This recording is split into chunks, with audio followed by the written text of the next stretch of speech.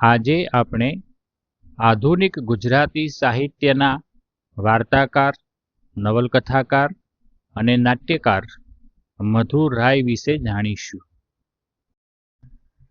તેમનું પૂરું નામ મધુસૂદન વલ્લભદાસ ઠાકર છે. તેમનું ઉપનામ મધુર રાય છે. તેમનો જન્મ તારીખ 16/7/1942ના રોજ થયો હતો. તેમનું જન્મસ્થળ જામખંભાળિયા હતું. અભ્યાસ અને કારકિર્દી. તેમણે પ્રાથમિક અને માધ્યમિક શિક્ષણ દ્વારકામાં મેળવ્યું હતું. પછી કલકત્તા યુનિવર્સિટીમાંથી BA પૂર્ણ કરીને તેઓ અમદાવાદમાં નવનીતલાલ એન્ડ કંપનીમાં જાહેર ખબર લેખનના કાર્ય સાથે જોડાયા હતા. તેમણે મિત્રો સાથે મળીને આકંઠ સાબરમતી નાટ્ય સંસ્થાની સ્થાપના કરી હતી. તેઓ ઈસ્ટ વેસ્ટ સેન્ટર તરફથી સાંસ્કૃતિક આદાન પ્રદાન અંતર્ગત રંગમંચ અને દિગ્દર્શનની તાલીમાર્થે અમેરિકા ગયા હતા.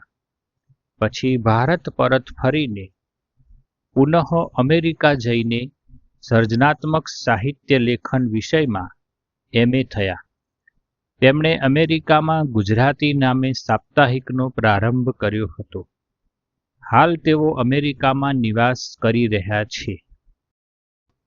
મધુર રાયનું સાહિત્ય સર્જન નવલકથા ચહેરા, કામિની, સભા, સાપબાજી, મુખસુખ, કલ્પતરુ, કિમ્બલ રેવન્સ વુડ, વાર્તા સંગ્રહ બાંસી નામની એક છોકરી, રૂપકથા કાલ સર્પ, મોરે પિયા ગયે રંગૂન, નિબંધ સંગ્રહ નીલે ગગન કે તલે, મન કી બીન, સેપિયા, દિલ કી ગલી, કેફિયત, નાટક કોઈ પણ એક ફૂલનું નામ બોલો તો, કુમારની અગાસી, આપણે ક્લબમાં મળ્યા હતા, પાનકોર નાકે જઈ, યોગેશ પટેલનું વેવિશાળ, ડૉક્ટર શત્રુજીત દલાલનું મન, નાટક રૂપાંતર સંતુ રંગીલી,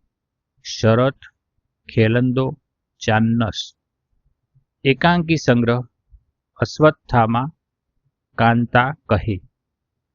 પુરસ્કાર તેમને રણજીતરામ સુવર્ણચંદ્રક, નર્મદ સુવર્ણચંદ્રક તેમજ સાહિત્ય ગૌરવ પુરસ્કાર એનાયત થયેલા છે.